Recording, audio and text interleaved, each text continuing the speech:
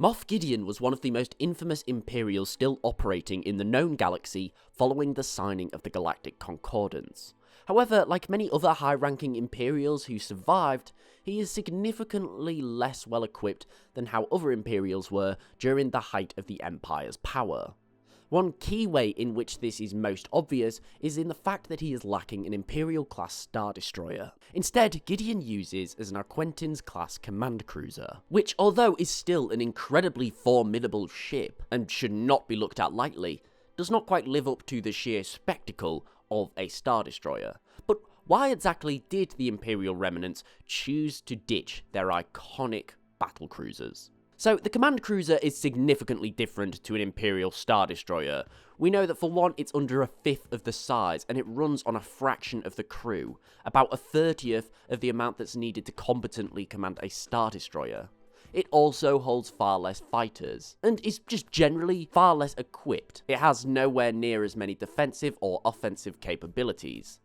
Despite this, it does prove a terrifying sight to anyone who would ever come across one. So the real question here is, why exactly was someone like Gideon using this far smaller, pretty less imposing ship, as opposed to the iconic Star Destroyer that would have instilled terror into the hearts of anybody who came across it? Surely someone as high-ranking as a Moff would deserve such an honour.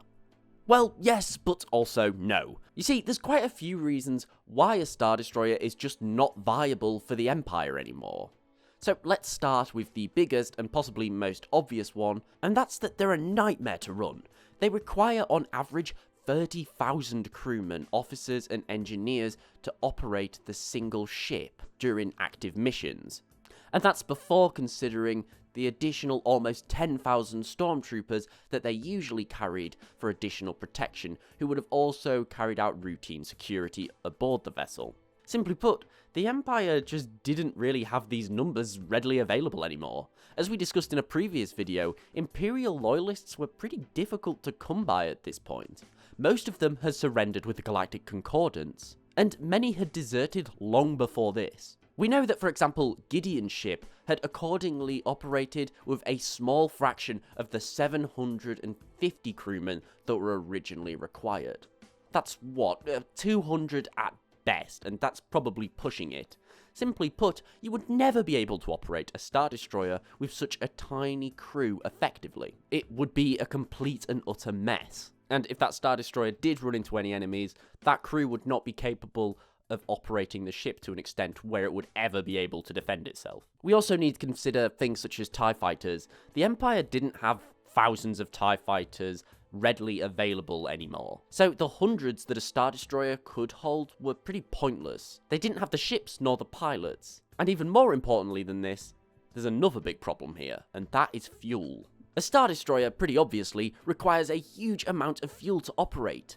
And this is a massive problem for the Empire, particularly during the Galactic Civil War, when refueling ports and refineries quickly fell to the New Republic.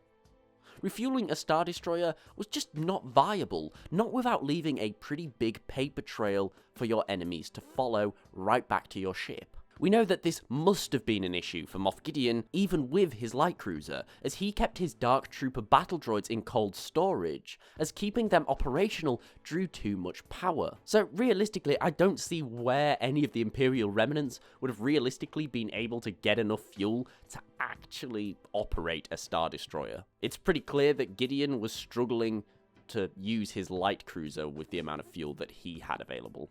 Refueling is also incredibly dangerous because it requires your ship to dock most of the time, meaning that it is pretty defenseless. A smaller ship will refuel far quicker and then can get out. We need to remember Gideon and the other Imperial Remnants weren't really fighting in a war anymore. The war was over. They lost. They were operating in enemy territory. And although something such as a Star Destroyer is awe-inspiring and iconic, it's basically a death sentence. You can't really hide a Star Destroyer for very long. They're big, they're cumbersome, and they need constant upkeep, and for this reason, they're going to be pretty easily tracked down.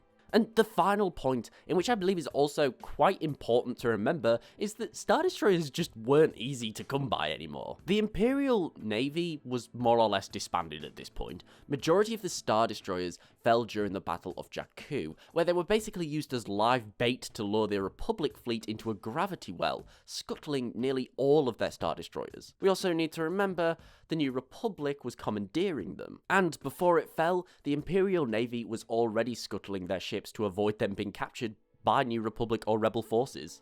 For this reason, the actual chances of anyone having a fully operational Star Destroyer was slim to none. I mean, we know the Imperials are not in a position to fix one up.